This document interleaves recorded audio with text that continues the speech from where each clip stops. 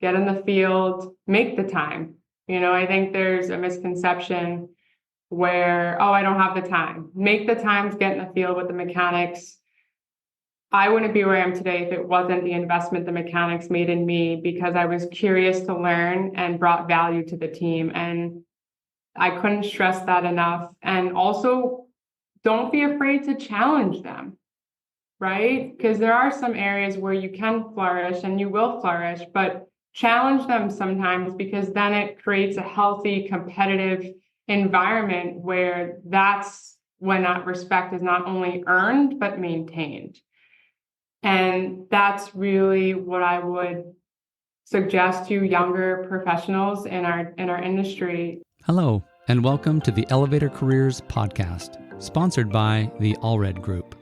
I am your host, Matt Allred. In this podcast, we talk to the people whose lives and careers are dedicated to the vertical transportation industry to inform and share lessons learned, building upon the foundation of those who have gone before to inspire the next generation of elevator careers. Today, our guest is Corinne Nawrocki, CEO and founder of Abel Elevator Consulting, headquartered in Boston, Massachusetts. Ms. Nawrocki entered the vertical transportation arena in 2015, leading new sales strategies for TKE. She later moved into project management and on-site development with Schindler Elevator, where she learned the key factors contributing to the operational side of the elevator trade. With her boots-on-the-ground approach, she always made time to be in the field and learn from the mechanics. This allowed her to develop and hone her skills to continue her journey, which brought her to Abel in May 2023. Corinne loves the challenges of the elevator industry and is passionate about growing, innovating, and facilitating her clients and industry partners to get to the next level. Well, Corinne, welcome to the show. Good morning, Matt. Thank you so much for having me. Thank you. I'm excited to be able to talk to you again and obviously learn a little bit more about you, your elevator career. And I just got to ask, what set you on the path to get into the elevator industry in the first place? Yeah, so my journey within the vertical transportation industry really started right out of college. I had an opportunity to attend the fall career fair at Bentley University, and there was this beautiful skyscraper, One World Trade Center, just blown up all over the table. And I wanted to be a part of that masterpiece. And really just having a background in engineering and manufacturing from my parents' aerospace business, I just felt it would be a great opportunity. And I jumped into the STEP training program, ThyssenKrupp's field operations, really learning all aspects of our business and never really looked back. That is awesome. So prior to this career fair, did you know or think or ever dream of being in the elevator industry? I can't say I dreamed to be in the elevator business, but I do believe that I fell into a perfect match. And why I say that is the beauty of the mechanical, the electrical, the art of sales, and just really most importantly, customer experience and customer service. That's really Awesome. what I love so much. Yeah. So you got into the STEP program. Where did you start working initially? What was your first assignment? So my journey started at ThyssenKrupp Elevator in the STEP training program. After the 6-month graduation program, I had an opportunity to start as an account manager in downtown Boston. I was there for a year and a half. Then I transcended to business development manager, really focusing on bringing in new business for the local Boston branch. Cool. I was there at Thyssen for about 3.5 years.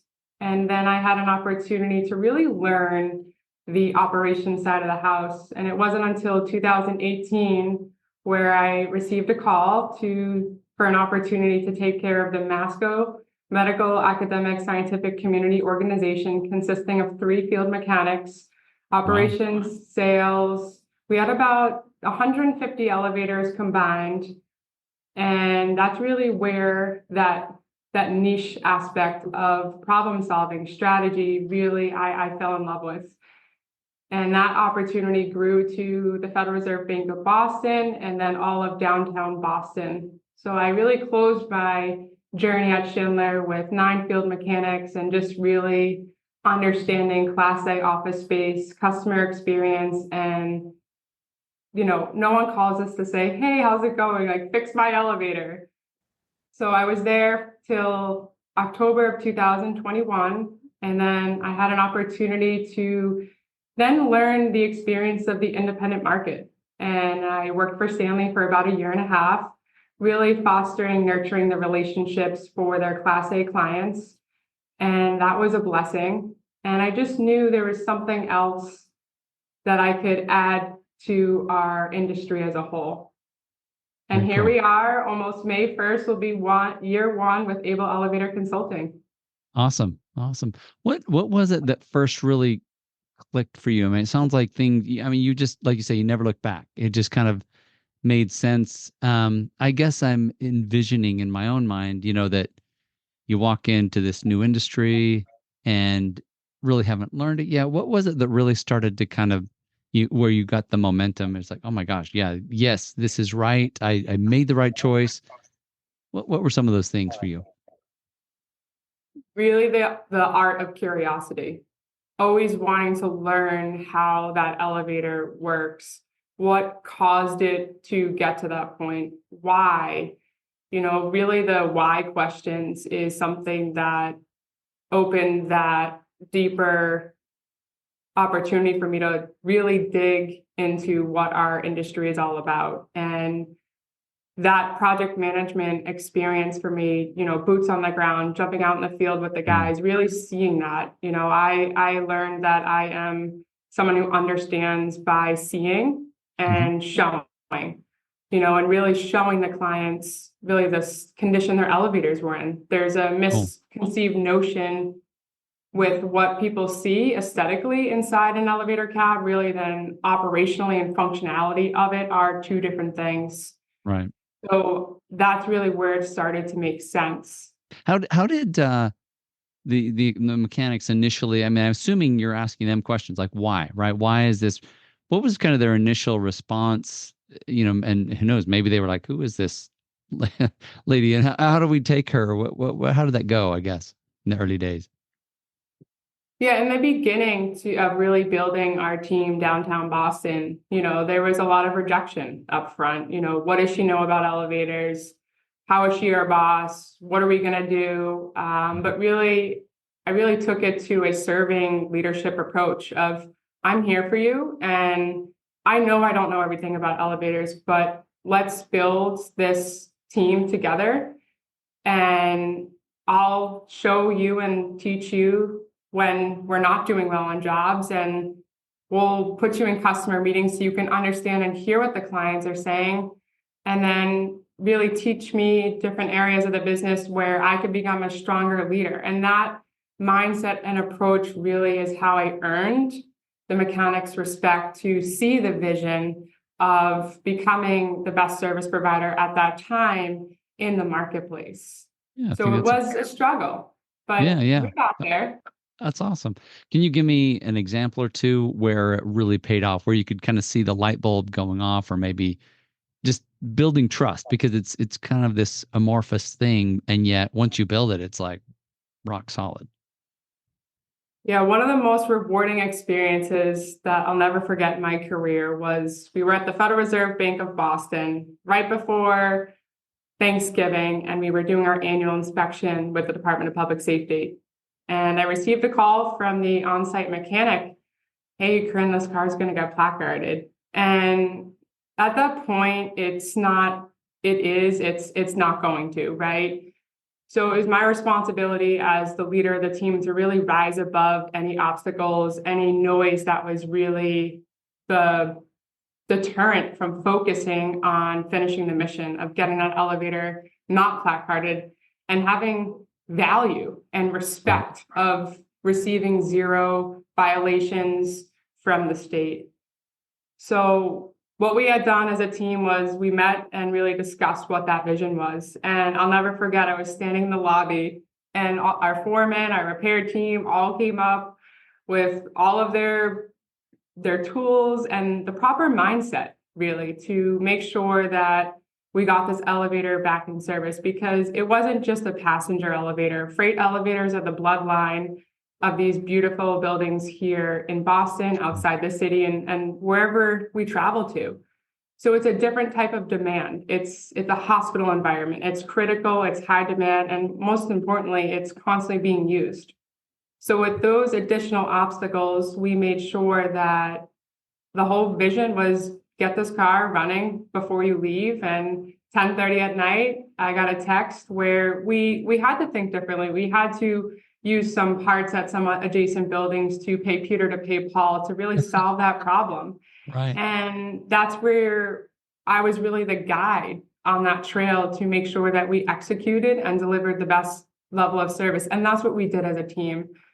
So that's really one of the most memorable experiences as an elevator industry leader, where I really saw the breakthrough happen. Yeah. And it's what's helped me become and be the person I am today in this trade. What was the kind of going forward? It sounds like as a team you had this crisis, as it were. We got to get this done. We're not leaving until we do. How did the team respond after that? And maybe you had built some trust, but it sounds like the trust really went through the roof at that point.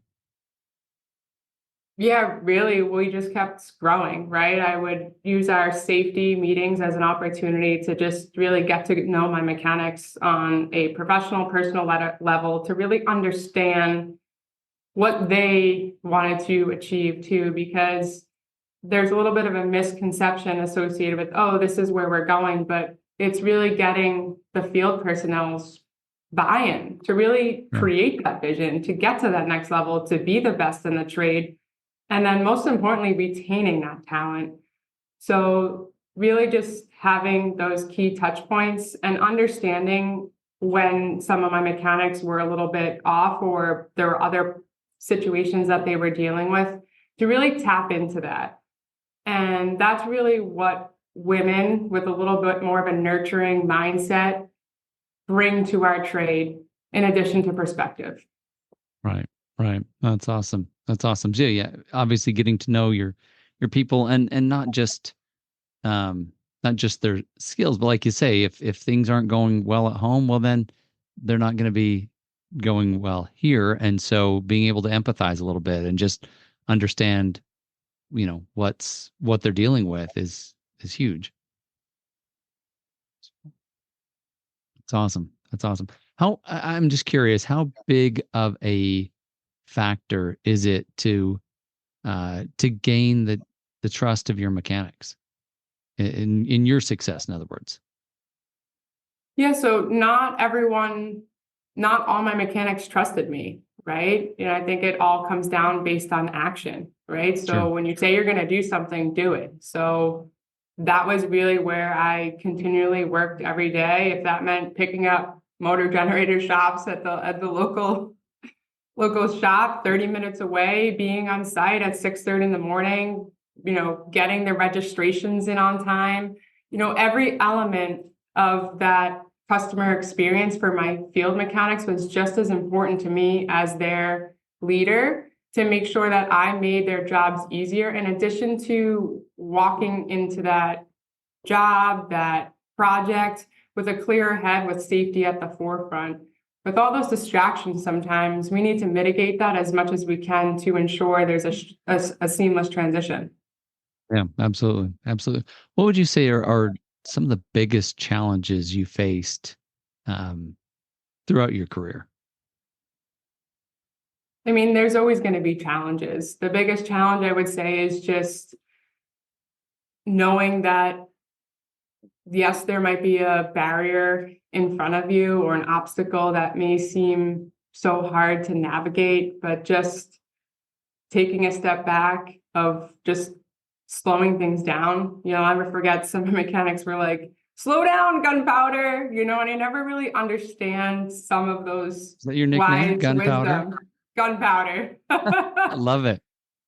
Never really understand some of those words of wisdom that I learned along the way through the field mechanics. And looking back on that, it's helped me build this business, and in terms of Abel Elevator Consulting, from a little bit of a more calmer approach, because sometimes when we act a little bit more too forceful with situations.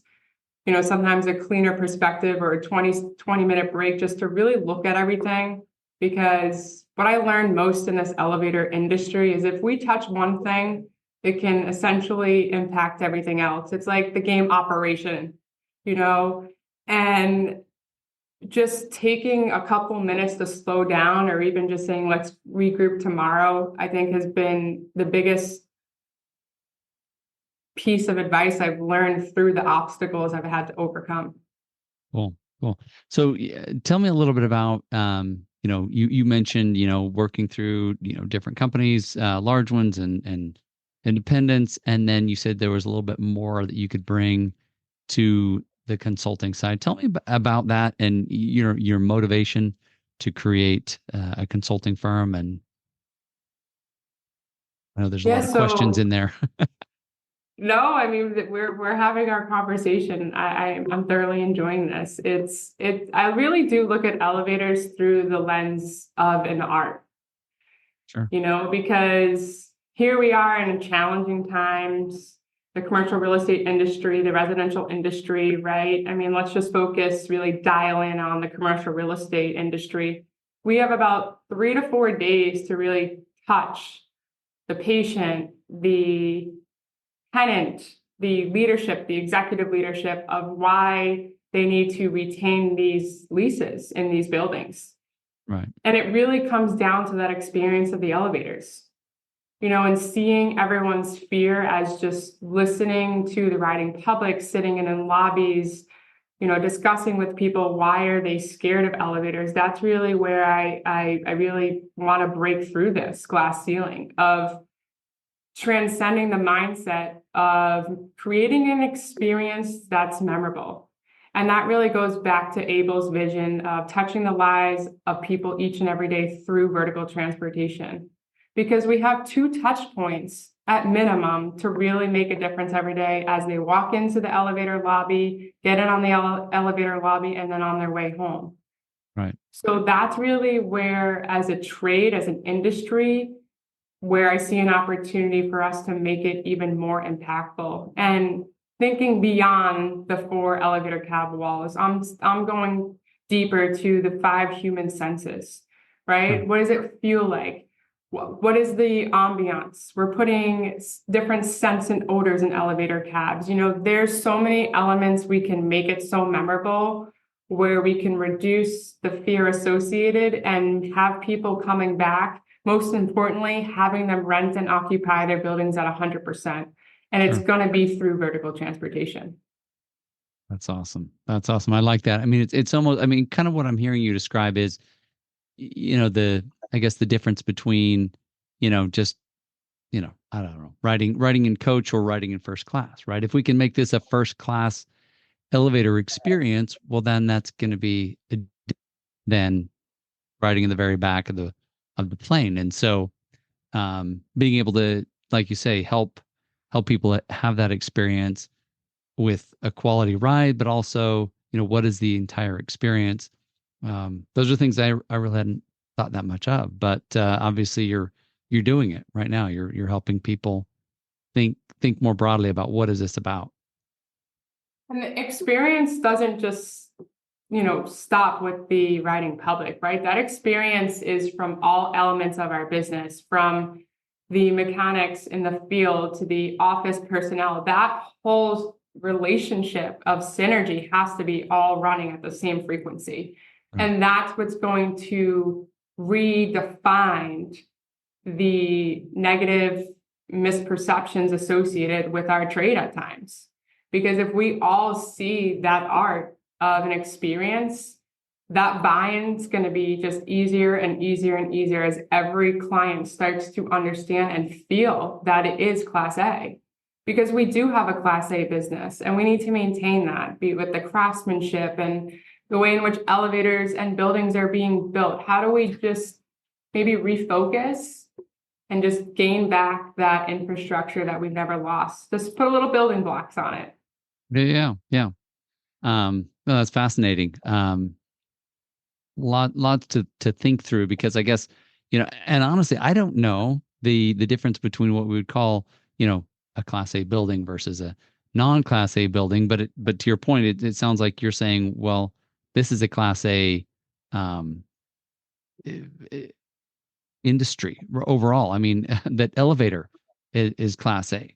And we can show up and we can create that experience for people so that they're not afraid, so they want to be there, that they feel comfortable, and obviously have an impact on cities overall, I guess. I mean, and part of what you were saying a minute ago is a little, maybe you can clarify it for me. You were saying so they'll sign their leases. Are you seeing certain people that don't want to sign their leases, or maybe aren't wanting to renew that? And talk a little bit more about that if you can for me. Yeah, so what the commercial real estate industry is facing as an obstacle is really a lot of people are downsizing their existing space. So it's creating a lot of vacancies, but that's really where we have to capitalize and really use this as an opportunity to strategize and get ahead of it, Sure. right? Because realistically, from a macro perspective, we look at different areas of the world. I mean, we don't have enough land to go around, so we're going to be living in vertical cities. Sure. It's just a matter of time, and change is difficult. But if we can start right now back at the foundations of our trade of customer service, preventative maintenance, proactive philosophy, just those three core components, when that chapter is ready to open and we're going to be a part of it, we're already ahead of it where we can then re-innovate where we're going next. Right. Right. No, that's cool. That's cool. And yeah, to your point, I mean, it seems like the cities are getting taller, right? And maybe it's because I live in the Atlanta area, and the sprawl is sometimes it's just so much to commute. Yeah. And so it's like, no, if you want to live in this city, then you need to be closer to the city, and that might mean living in a tall building. And so it'll be interesting, I guess, with what you're saying. It sounds like maybe certain companies, hey, we don't need this much office space. We're going to send people to their homes. And I know that's been a trend ever since, especially since COVID, when people were working from home. But I know a lot of companies are trying to get their people back in. And I guess they're kind of wrestling with, should we even keep this lease, or what do we do with this? So that will be interesting to see. And who knows, maybe they'll make mixed use out of it. This high rise has, apartments now instead of corporate offices or whatever. But who knows? What would you say is the biggest success factor in the work that you do as a consultant? Number one is just understanding and learning more about your client and what they're looking to achieve, and not just short-term achievements for their buildings, long-term, right? So we really digest their existing pain points of what they're dealing with, and then re-strategize and figure out what is the best plan through customer service, strategy, and most importantly, execution. Those are the key three factors to building those sustained partnerships. Right, right. And I'm guessing, just having not been a consultant, but just kind of looking at the role you're in, it seems like you kind of walk a very fine line between here's the contractors, here's my customers. What are some of the challenges, some of the pushes and pulls and tugs that you feel in that position? Yeah, really, I believe that we do face, the challenge with the clients sometimes when they're frustrated, and the contractors, but it's really during those difficult situations where I take that opportunity to rise and create value for the contractors, because that trust is from the client to the consultant. And they rely on us for our expertise and knowledge, but it's the partnership. We wouldn't be able to execute on that without the contractors. So this three-tier system has to be so aligned where in the beginning, it does take time to build trust and effective communication and really bring value.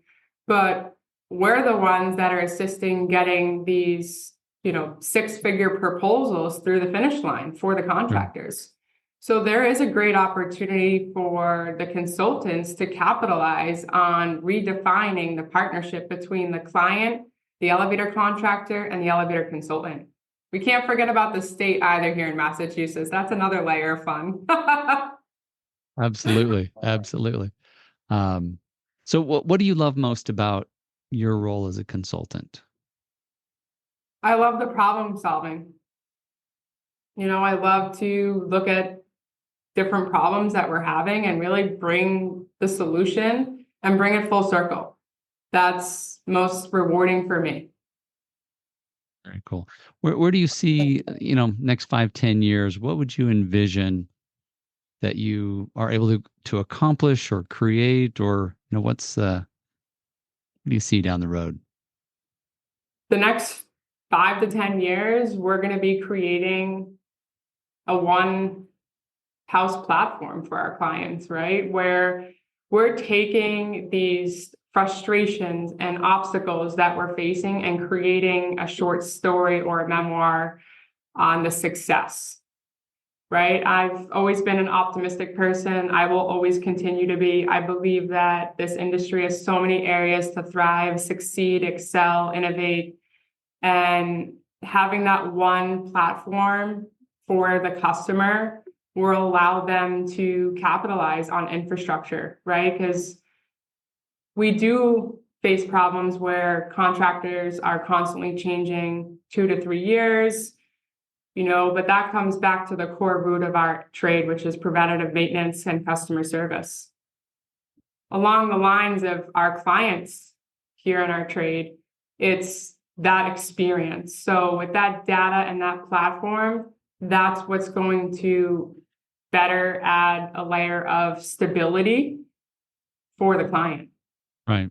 Right. That's beautiful. That's beautiful. I love your vision. I love, kind of where you're going with it.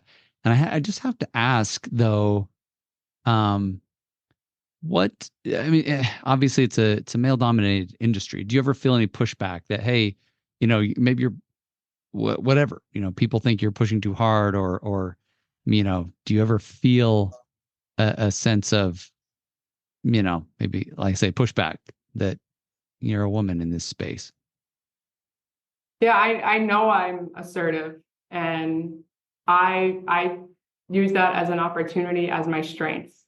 And you have to be in this trade. Being soft is unfortunately not going to get you to that next opportunity. And having thick skin and understanding that we have to respect that balance, right? But it has been a blessing to see more women enter this trade from the field side, from the office side, and hopefully transcending more on the operational side, because that perspective is so valuable for the whole industry. And that's what we could do better. Yeah. Yeah. And I agree. I mean, and especially as I hear you talk about, the entire experience of elevator, vertical transportation, it just makes me think that, certainly there are perspectives that I don't see. I think my wife might get it, or, that there are different gifts that you bring to the industry, to the experience, to the entire, to the work that you do. So, what would you say is the most valuable thing that you've learned in your career? The most valuable piece of wisdom and what I've learned from being a child is do what you say you're going to do, follow through. And that's not just professionally, that's here in life. And that's really what I've learned. If you say you're going to call someone at 7:00, call them. If you say you're going to be on the job site, time is so valuable. We don't get that back. We only get 24 hours in a day, and respecting other people's time is just as important in addition to those commitments. I kind of added 2 parts there for you, Matt. Yeah. mean, and it sounds like, it sounds like you learned that early, but that it really became super valuable. And maybe you even, you know, I guess just really drove it home in this industry and just, I'm going to do what I'm going to say I'm going to do. And then when you do it, you see the results, you see people respond, you see, that your credibility and the trust goes up. And so it's like, okay, yeah, I learned it, but now I know it even more. It's kind of what I'm hearing. So what would you Exactly. say? Yeah. What would you say to somebody who's kind of like you? Maybe they're just finishing up college and going to a career fair and trying to decide, should I get into this industry or not? Or maybe they've just started, but what advice would you give? There was one piece of advice I received from Jim McCabe, who hired me into this industry at the career fair, and it really settled in the next day. And what he had communicated to me was during the recession of 2008, 2009, everybody in the vertical transportation industry had a job. And that really solidified the worry piece of, because jobs turn quite frequently and they have these new high-tech jobs where it's very flashy. And, you can redefine your personality in any trade, but be cognizant that some trades aren't always going to be there. And this boots on the ground, we need to speak about this. There are so many opportunities in the trades where I think we should bring them to college career fairs and expose the pathways you could take, because I think it's a little bit short-sighted, from my opinion. Awesome. So, we're kind of getting close to our time here, but I mean, as we wrap up, what is there any other, wisdom you'd like to share or anything that you feel strongly or passionately about? For the younger men and women in our trade that are looking to excel on that fast track, I couldn't stress it enough. Get in the field, make the time. I think there's a misconception where, oh, I don't have the time. Make the time to get in the field with the mechanics. I wouldn't be where I am today if it wasn't the investment the mechanics made in me, because I was curious to learn and brought value to the team. And I couldn't stress that enough. And also, don't be afraid to challenge them, right? Because there are some areas where you can flourish and you will flourish, but challenge them sometimes, because then it creates a healthy, competitive environment where that's when that respect is not only earned, but maintained. And that's really what I would suggest to younger professionals in our industry. And in terms of seasoned professionals in our trade, it's being open to change, being open to new perspectives, because our business is more digital than we even probably would have thunk, in terms of our controllers changing, in terms of the digitalization with apps and customer interfacing. So we have to be open to other perspectives and other elements to not only redefine, but innovate to the next level as an industry. Very good. Thank you. Thank you. What do you tell people when they ask you about Abel Elevator Consulting? What do I tell people? We are a firm that specializes in looking at the art of the vertical asset through the lens of the 5 human senses, with the knowledge and expertise of studying the callback history and learning the trends of the elevator. And most importantly, creating and executing a plan where we're going to maximize the return on investment of the system. And then we can take it through the next phase and the next cycle of that living asset. And we make sure we tell our clients, elevate your assets with Abel. I love it. That's perfect. That's perfect. Well, Corinne, thank you so much for being with me today. I appreciate your time. Appreciate you being on here. Thank you, Matt. This was so much fun. Thank you so much for this opportunity. I'm very blessed. Thank you. And good luck to you as you continue to build your business. Thank you. We'll stay in touch. Thank you for listening to the Elevator Careers podcast, sponsored by the Allred Group, a leader in elevator industry recruiting. You can check us out online at elevatorcareers.net. Please subscribe, and until next time, stay safe.